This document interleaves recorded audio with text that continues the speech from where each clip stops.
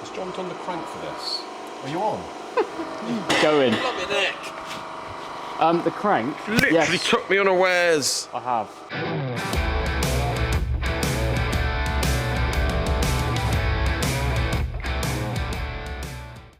But yes, John has done the crank. It's sitting over there. So, I'm on the Burton website. Yeah. And I'm looking for bits for this crossflow, mate. Yeah. So this is the one from Cyprus. Yes. And we've been paid for the bits now, and I'm just about to order them. Nice. So he's having sort of just a general recondition, isn't it? It's not going up rated too much or anything. No, we've got no, because the engine was bought from the UK. Oh, welcome back to Barham Engines. Yeah. Didn't do a video Friday. Couldn't really be bothered. And too busy. Busy, weren't we? And too busy. But anyway. Welcome back. Welcome back. Ah, no clutch. They ain't got any in stock then. For a minute. So better look for one of them. So John has sorted the crank out. Yeah. Check with him what size journals we've got there now. He's ground it. Yeah. Did we say about all our new little crank stands and all that? I think we did. Oh, we did we? Yeah. Yeah. From Level Motorsport. They're Yes. the guys that are going to be doing the wiring on the E30, providing that he hasn't retired by the time we get it back. Yeah. But yeah, he does all these 3D printing, Yeah. and he's made all these little trays and ring trays, Oh, bearing yeah, trays. They are really handy, aren't they? Really handy, mate. Even those like bearing trays, I just like sticking washers and bolts and bits and pieces. It's just handy, and it looks pro, doesn't it? Yeah. Actually, I came in at the weekend, and Cruz came in with me. We went for a little bike ride, and he noticed the crank stands. And he said they were cool. Yeah. And that lad does not think anything's cool. Right. So I was quite made up with that. Yeah. Brilliant. Got to order all the bits for this. See what size the bores will bore to. Yeah. I'm in heavy thinking about this. So I Yeah. want to get this one organised and well on its way. We have stripped the V6. Yeah. The Cologne V6, mate. We've Yes. stripped today, took the crank out, and it's not in a great state, is it? No, it isn't. Apparently it was meant to be sort of all right. And Well, Keith said that it had been, for him, it had been bulletproof, so yeah.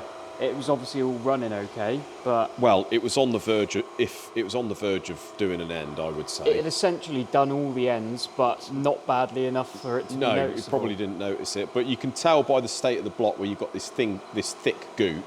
Yeah, At some you can point see in it its there. life, Some because nice obviously it's a oil. very old engine now. Yeah. This thing has not been serviced These very were well. sort of 80s, weren't they, these?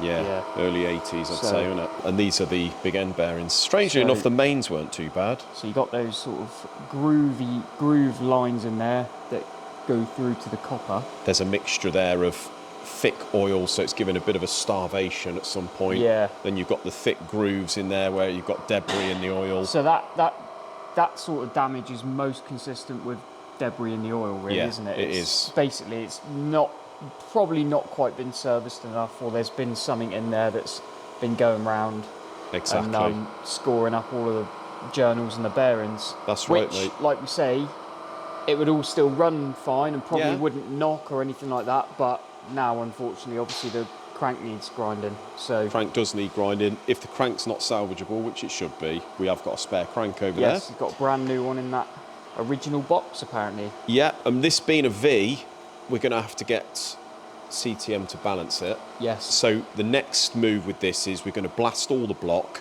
make it Yep. look like brand new. Yep. We're going to check the mains, make sure they're good. They should be, because fortunately the mains were all good. Oh, right. Yes, they were all Yeah, nice. well, they've got that groove, haven't they, in the main? So Yeah, a lot of the crap just sort of floats round in there instead of getting exactly. forced into the material. Yeah, well, the thing is, if it's had lack of service and it starved of oil a little bit, the first thing to suffer is going to be the big ends, Yeah. as opposed to the mains. That's probably what's happened. Yeah.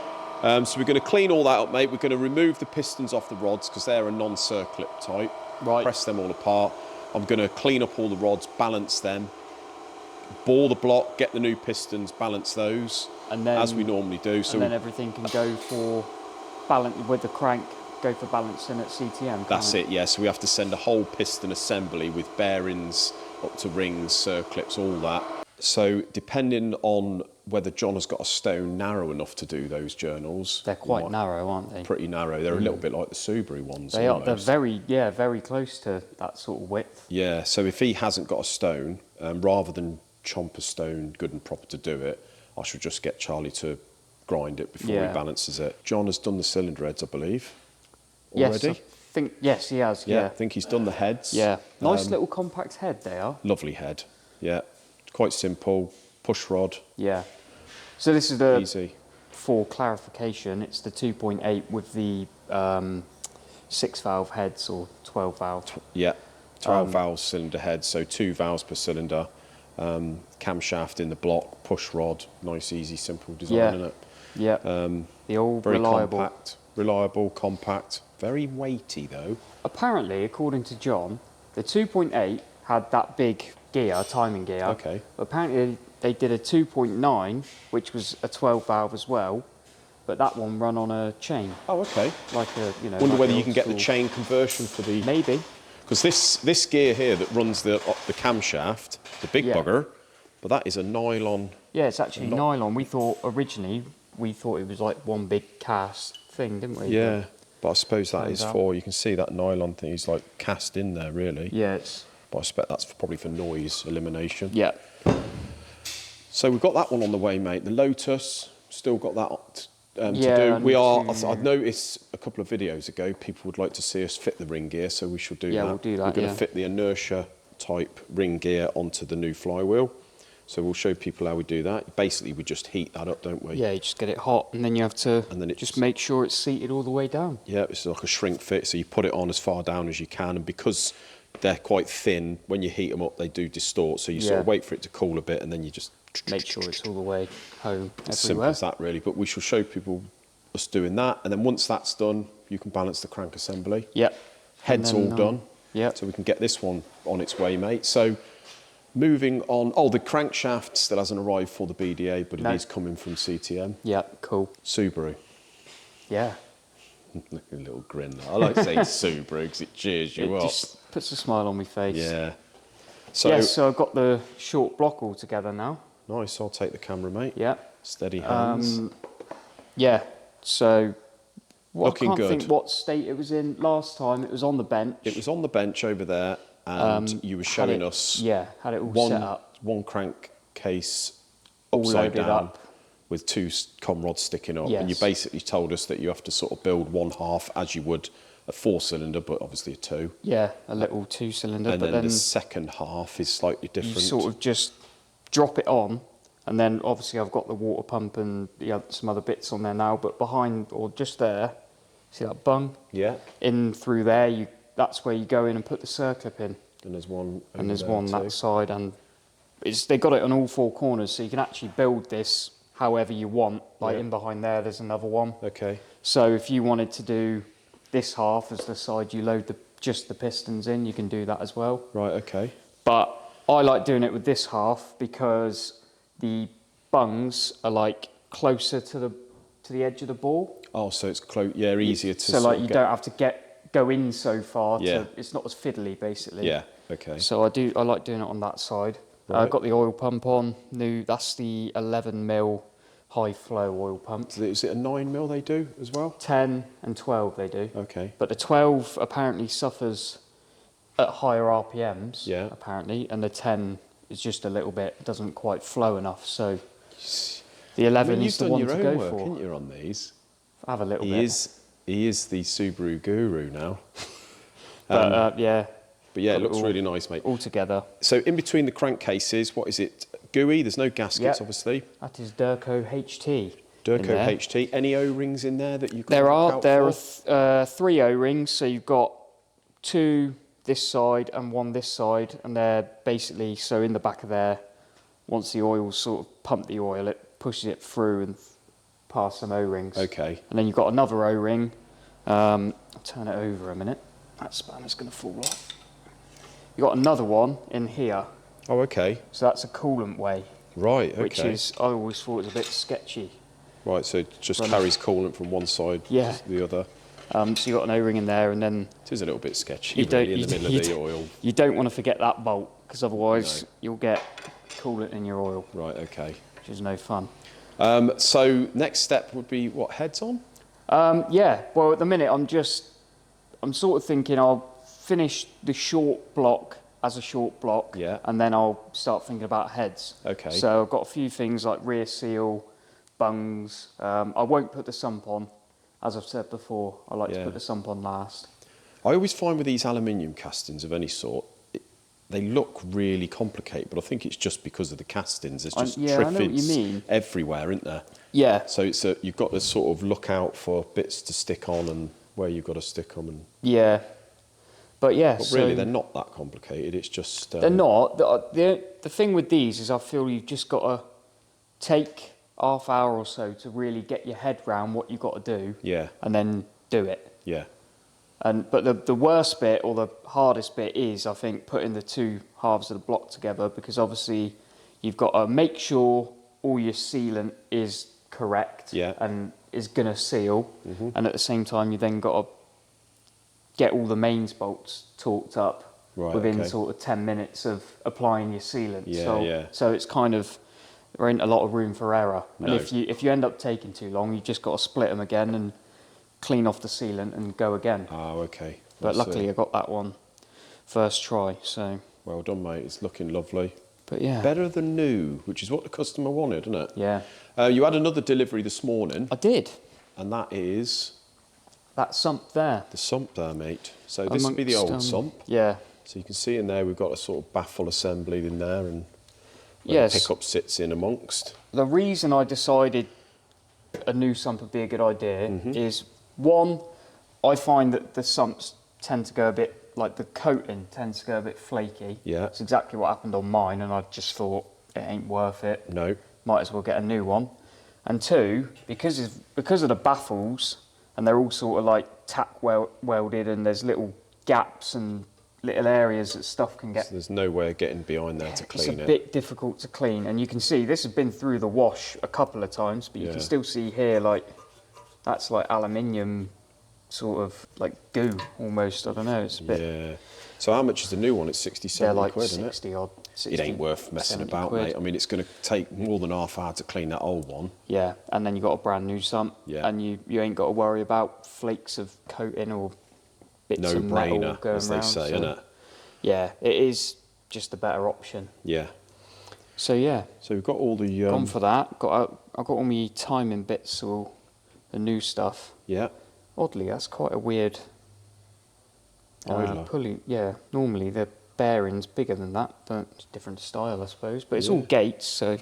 So it's all good stuff. It's all getting there. Yeah. Looks good, mate. Really good. Looking forward to seeing it with the heads on timed up. Yep. Won't be long. Won't be long. Well, guys, most of the bits washed there for the V6 2.8 Cologne engine. We have put most of the stuff in the basket at Burton that we need for the Cologne, and also we buy a lot of bits from Ultra Parts down the road. So we are organising all the bits for the Cologne, and also I've ordered all the bits for the Crossflow. So most of the stuff in that engine build room we're getting on with. It's really nice amount of work. Quite enjoying it at the minute. Well, actually really enjoying it in here at the moment. You all know since Christmas, all I've been doing is putting liners in, boring blocks, doing the stuff that I really enjoy. The 200 block here for the Cosworth for Steve. You can see now the liners are in, it's all face. The block face was pretty horrible on that, to be honest, so I'm gonna have to check the pistonites, although I do anyway.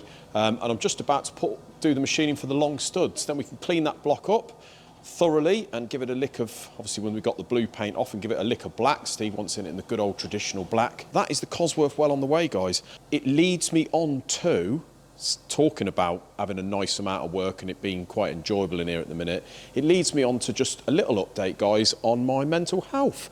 So this is a subject I don't like to go on about it too much, because obviously it's not really relevant to what we do. We're an engine builders, and we would like, and as you know by most of the videos we do nowadays, we don't really go on about the warranty stuff so much. We think that's done and dusted in the respect of it served its purpose. We've got good subscribers and views out of it in the past. We've got a good following now. Now we've got the clean area done, and we're sorting it all out in here. We're going to get a new boring bar, etc. We're plodding on. We've gained quite a lot of infrastructure and, you know, made quite a lot of the business in the last couple of years, really, I think.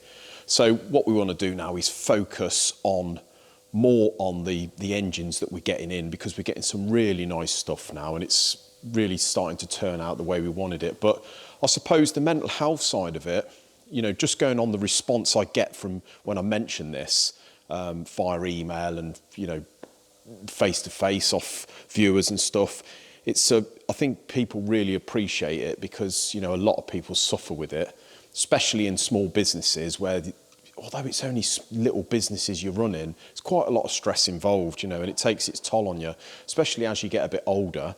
In my 20s and early 30s, I was absolutely indestructible, as everyone is. You know, nothing ever bothered me, to be honest with you. Never got upset, never got worried, didn't even know what anxiety was.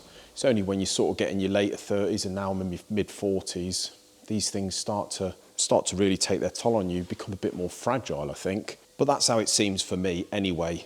So I think a lot of people go through it. Us guys, really, it's all new, this mental health stuff, really. This, you know, and we don't really know how to deal with it. We don't know how to talk to people about it. So we tend to just keep it to ourselves. But sometimes it can get as bad as, you know, you really need to speak about it. You need help. And when I had a bit of a meltdown a few weeks ago, or a couple of months ago, didn't really tell you guys exactly what happened, but I suppose it was like a mini breakdown, really. I mean, how do you narrow down and put a pinpoint on whether you have a mental breakdown? I don't know, but I seem to have had you know, probably the biggest meltdown I've had for quite a while. And I think it's just down to the stresses of life, stresses of the business, dealing with people. But where am I now? I'm basically, as Isaac said, I've been having time off work. I've been sort of coming in really enjoying the work I'm doing, but I've been leaving early some days. If I feel like it or Isaac spots it, he just sends me home, to be honest with you. And I go for a walk. I spend some time on my own chilling before I have to venture into the second part of my hard work, which is obviously dealing with our kids and what have you, and doing the family man thing, which is hard enough in itself these days. But at the moment, I'm getting there. As I say, I'm really enjoying work. That's the main thing. I want to get this thing sorted, so it's it's minimal stress, really. Get everything, like the warranty side of it, all sort of underpinned, so we can deal with it regimented and properly, and eliminate as much stress off me as possible. Isaac's been dealing with a lot.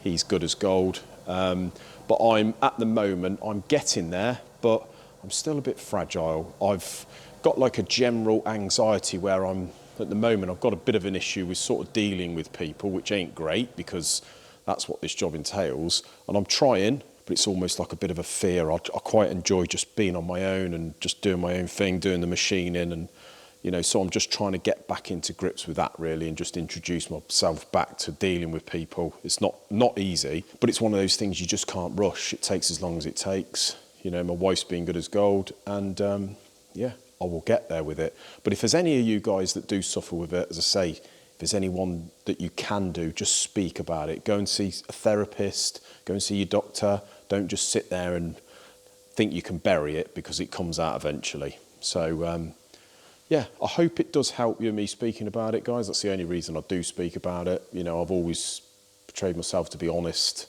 enough and transparent. So, yeah, I'm getting there, guys. But thank you very much for watching. Until another video, we'll see you then. Take care. Cheers, guys.